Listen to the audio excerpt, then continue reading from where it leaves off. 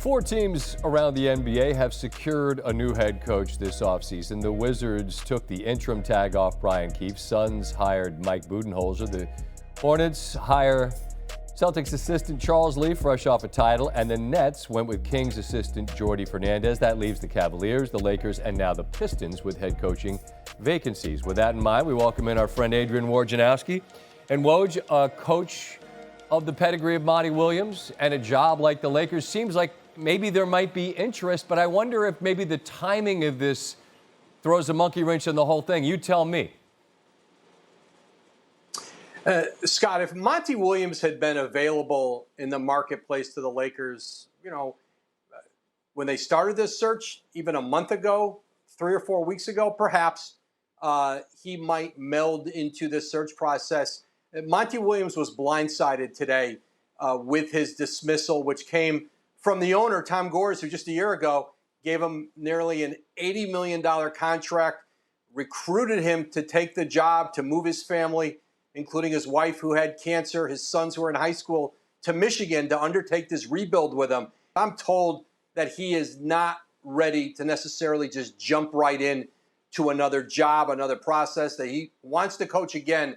But I think it's pretty raw today, despite the fact that he walked away with over $65 million in this. He wanted to coach a team, build a team, and now he's out.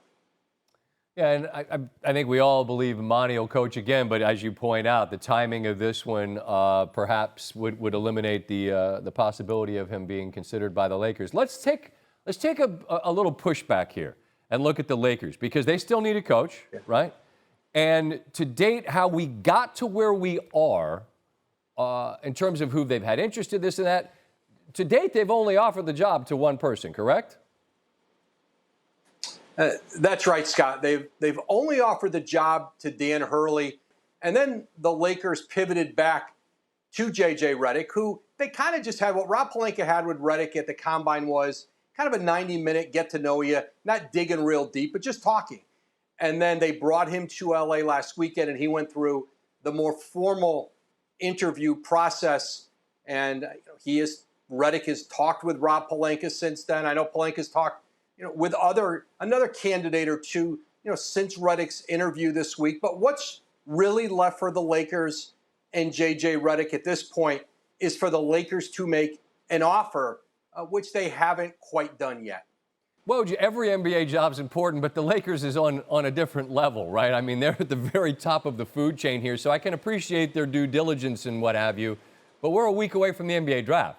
I imagine that this conversation is going to have to ramp up to a point where a formal offer is going to be made if Redick is indeed going to be the guy. They don't have much time to wait, do they? Yes and no, Scott. It's not quite like the NFL where you have to have your coach in place for the draft, where you're going to draft players built on that coach's system.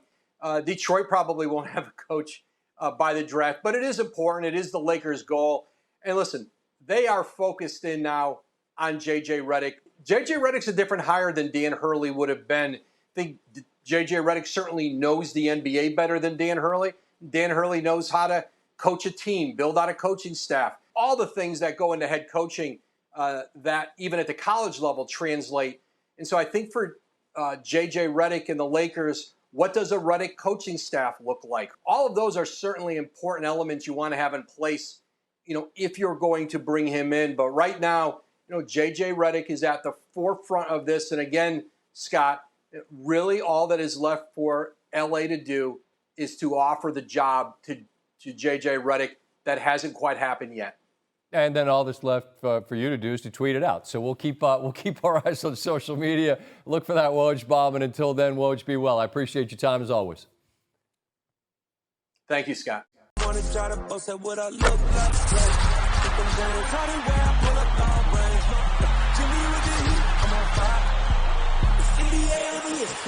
NBA